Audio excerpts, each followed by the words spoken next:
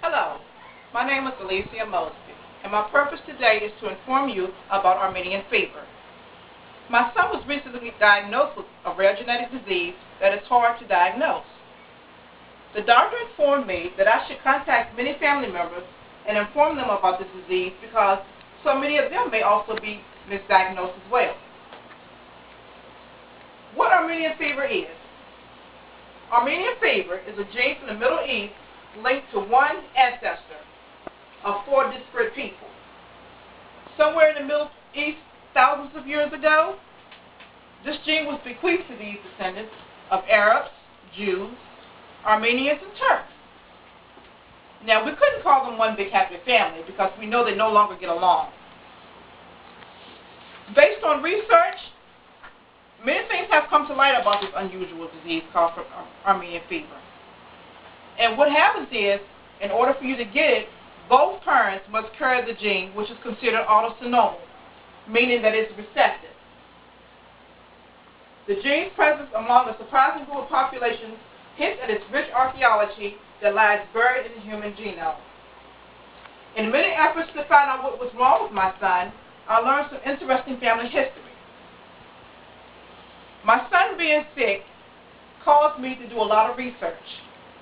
My son, who is African American by birth, has been sick for over a year and a half. At the age of 6, my son developed very high fevers, joint pain, as well as stomach pain. Many countless hours were spent at the emergency room and with his local doctor, who at different times diagnosed him with having either stomach virus or maybe appendicitis, upper respiratory infections as well. For 2 years, he was misdiagnosed. In March 2010, my son was taken to Lynchburg General Hospital because he had a fever of 104, along with the vomiting, stomach pains, and headaches. It was one doctor who took the time to do an extra blood test on my son to find out that his blood levels were extremely high with infection. This doctor told me that my son's elevated sedimentation rate was high and his C-reactive protein levels were also high. Upon finding this information out, he informed me that I should take my son to his doctor to see an infectious disease control doctor to have these tests redone. The following day, I took my son to this new doctor who also, along with other tests of glucose intolerance and rheumatoid arthritis, informed me that my son's sedimentation rate and CRP levels were higher than the day before. She ordered more tests and sent them to other specialists that included a rheumatologist and a gastroenterologist. Each doctor performed their own tests, sending the blood work as far away as California, and each test came back that the results were even higher. After 2 years of being misdiagnosed, the results showed that my son had a missing gene on the 16th chromosome, which indicated that he had familial or either Armenian fever. He was placed on colchicine, which is a plant derived from the Mediterranean. This medicine, what it does is it goes into your bloodstream and it fights your white blood cell counts and lowers them to prevent the fevers and other diseases from happening. The gastro doctor performed a colonoscopy and informed me that my son was also malnourished as well.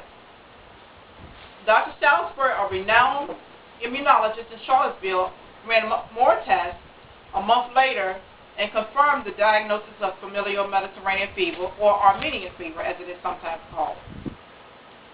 My son has been on the medicine colchicine since April of 2010 and is doing extremely well with it. The only problem is that this disease may have affected his kidneys as well as his heart, liver, and lungs. But we won't know that because those long-term effects might show up 2 or 3 years down the road. As you can see, the disease is very hard to treat if you don't know about it, and easy to treat when you do know about it. After years of research, it is known that the disease is found in other ethnic groups as well as the ones that were mentioned. these groups, family research can probably trace their roots to that one person who thousands of years ago created this one gene. You really do not know who you are or where you are from unless you know something about your family. In this chart right here that I have, it shows an unaffected carrier, which would be the father, an unaffected carrier, which would be the mother. They may also have 3 or 4 other children who might not carry this disease, but that one child can pick up this gene and be a carrier of the disease. One of the leading researchers on familial Armenian fever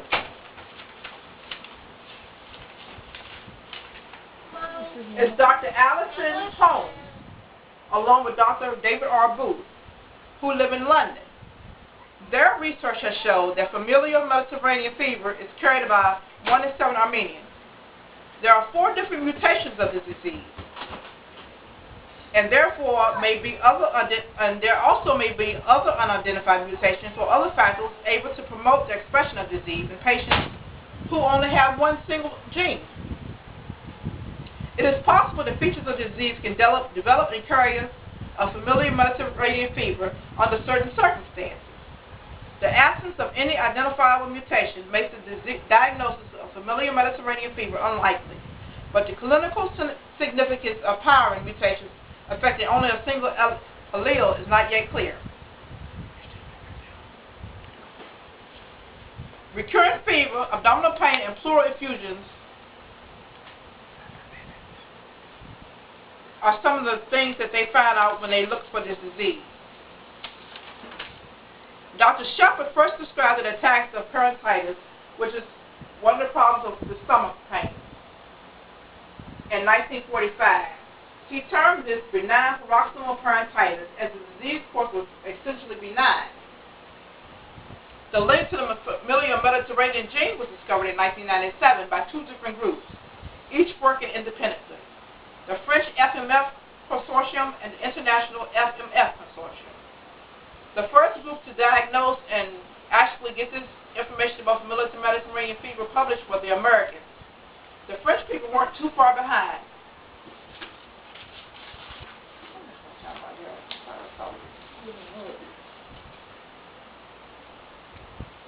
I just want to thank you all for being here and sharing this with me, and hopefully I've gave you some useful information and you can take this with you.